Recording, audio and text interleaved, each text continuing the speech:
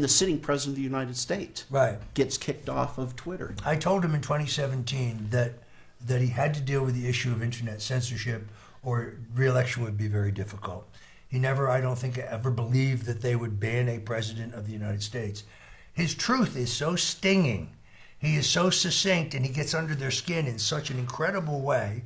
And if I had $1 for every person who supports the president who told me, you've got to talk him into stop tweeting. No, his tweets were pungent and interesting. It's what got him elected. People loved him because he spoke the truth. He wasn't polished. It wasn't written by some speechwriter. It came from the heart. Sometimes it wasn't articulate, but was always eloquent. But I think what he did is he said what most Americans felt. We had been, canceled. The political correctness. People had felt so silenced for so long under the past administration, and even before that, that I think when he finally came out and boldly said what everyone felt, a lot of people, especially here in the state of Utah, would never say that. So the answer to your question, though, is that you need to have a community on the internet where you have your own servers and where you are nowhere in your website, whether it is a news site or an event site like Eventbrite, or whether it is a crowdfunding site, or whether it's a social media site, you're not using the technology of Apple, Google, Yahoo. It's all proprietary source code, proprietary software that you build yourself. Your servers are completely independent. Now you can't be deplatformed. The only censorship will be by the ownership of the site. So if good people like, say, Elon Musk own a website and can guarantee that there is free speech. So what do you think about Elon and his attempt to take over Twitter? I think it is terrific. What's amazing is the overreaction of the left. They thought it was great when Jeff Bezos, a leftist, bought the Washington Post. But now the fact that Elon Musk wants to buy Twitter and believes in free speech, well, that's a danger to democracy. They've got it exactly opposite. Censorship is the danger to tyranny.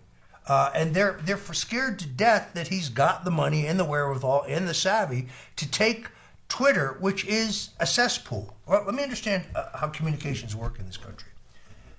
There are no conservatives that matter left on Twitter.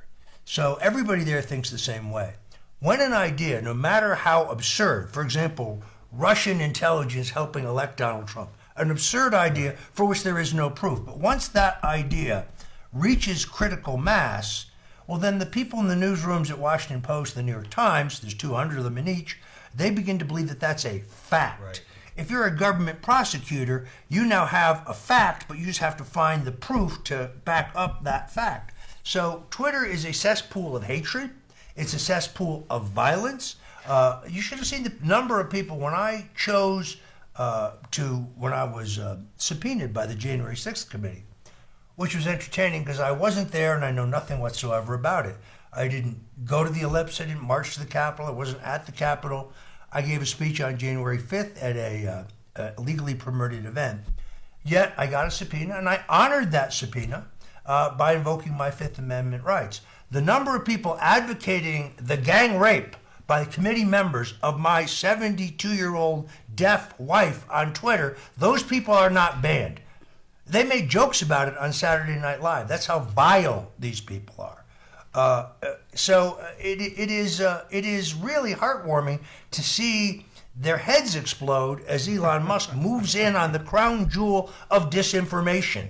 And I can only live for the day that he invites President Trump back. I had 1 million followers, just under it, 980,000, when I was banned for life in 2017. After my bogus conviction for lying to Congress, when I didn't lie to Congress about anything relevant or material, and I certainly didn't do a lie or say any false statement to cover some underlying crime. This was a frame job to pressure me into testifying against Trump, which I refused to do. They wanted to make me an article of impeachment. I declined. But when that all happened, Facebook produced a 90-page report that claimed that I owned hundreds of fake Facebook pages, a lie. The research company that produced this report for Facebook was funded by George Soros, and I lost 3.5 million followers there. When they ban you on Facebook, they also ban you on Instagram. I had about 85,000 followers there. And then just to conduct an experiment, I joined TikTok, and in the first 2 weeks I said, Fauci lied to Congress, he should be prosecuted. Boom! I was banned there too. So the red Chinese who own TikTok banned me. Wow, I'm really bleeding. Surprise. Yeah. Yeah. So you're here now, and how's that going to affect his election?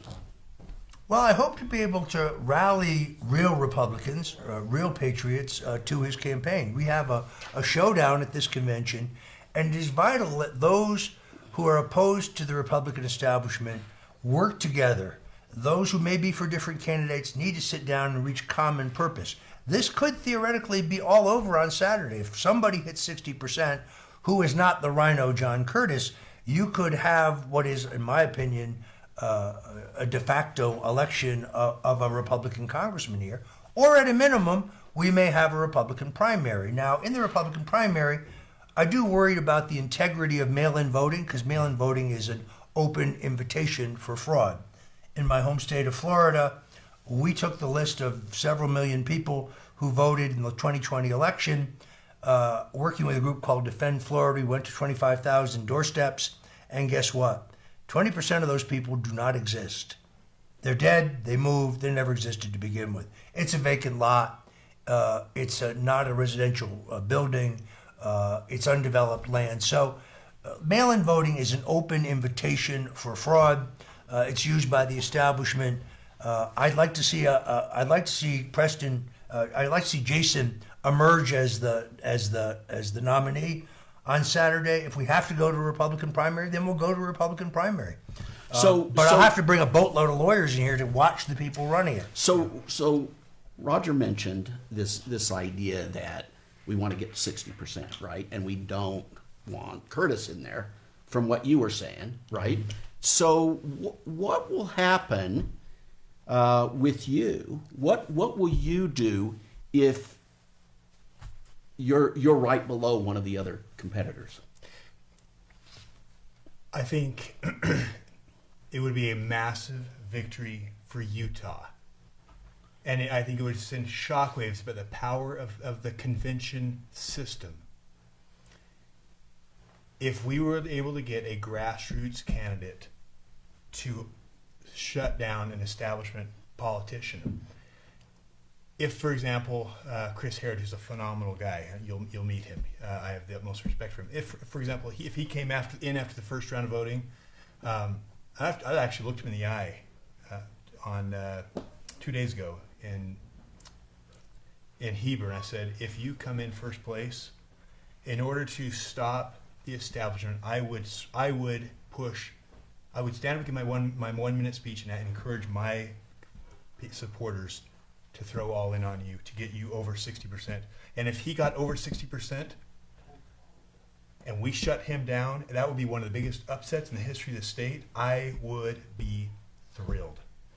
I would be thrilled because I had a role in that. And that is what's best for our country. And right now, what this country needs is it needs people who believe in freedom to go and stand up and fight and push back to this government. It's completely out of control. Now, you and if we use the had phrase, an upset like that, it would be epic. I would love to be part of that. You use the phrase a lot, we the people, right? Yeah. What does that mean to you? You know, some people say, "Oh, Jason, that's a political, just a fun statement, or you just use it for political." It is a political philosophy. I think outside of Scripture, we the people are the three most powerful words ever penned by the hand of men. It states that there is a God, that the individual matters, that the individual has the seeds of divinity, and that those who start off in little ghetto neighborhoods, because they have those seeds of divinity, can end up as the president of the country. It states that not only does every individual matter, just because, regardless of race, color, skin, or gender, that we have a government that gets its authority from us, that is below us, that we are the masters of government, and that government has no power or authority we ourselves don't have. Those three words are the enemy of any tyrant, because what it says is we hold the power, not you. We hold the power. Yeah, that's a great philosophy, right? I mean, that's I agree. So to address your convention question, the key here is for all the conservatives ultimately, I think, to coalesce around one candidate. I would hope if you are second and Chris is third, that he would do the same thing. The way to stop the rhinos is to unite, not to let them divide us so that they can slip through the middle. Which is what they want. They want us divided. Throw in a bunch of candidates, get it well, watered down. that's what this whole movement by the progressives in critical race theory, other things that they're throwing about us. That's what they're trying to do. This is the the politics of division. Yeah. I mean, and we have to stop that. I think that's the real threat to our nation right now. I don't think there's any question about that. Look, I'm a veteran of 40 years in American politics. I've worked for 4 American presidents. I've elected scores of governors and U.S. senators and members of Congress. But I've never seen the country in this kind of trouble. In other words, there was a time in America when we had 2 parties, and they had slightly different governing philosophies. The Democrats wanted to tax more, they wanted to spend more. The Republicans wanted to tax less and spend less. We were originally the party of civil rights. Then they stole our mantle. We need to get it back. We got it back when Donald Trump became a champion for criminal justice reform. And whether you were John F. Kennedy or whether you were Richard Nixon in 1960, they were both anti-communists. They both loved America. They were both patriots. That is not the case today. The Democratic Party has been taken over by wild-eyed socialists. There are no moderate Democrats. There are a few corporate Democrats, but they give way to the AOCs. AOC is going to challenge Chuck Schumer in New York. That's delicious. 2 communists going at it, hammer and tong. Bring it. But we're not in a place where this is about politics anymore. No. I was criticized for saying this, but the real division in Washington is not between Republicans and Democrats. It's between patriots and traitors. Yes, I said it. I was criticized for saying it.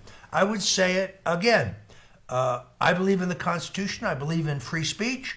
I don't believe in masking our children. I don't believe in mandatory vaccinations for a vaccination that has not gone through clinical trials and for which the manufacturers have no legal liability. And I despise the fact that the media has hidden the extraordinary number of individuals either killed or damaged by these vaccinations. When I said millions of people will die months ago, Newsweek attacked me. Well, I wasn't wrong. I was just premature. Yeah.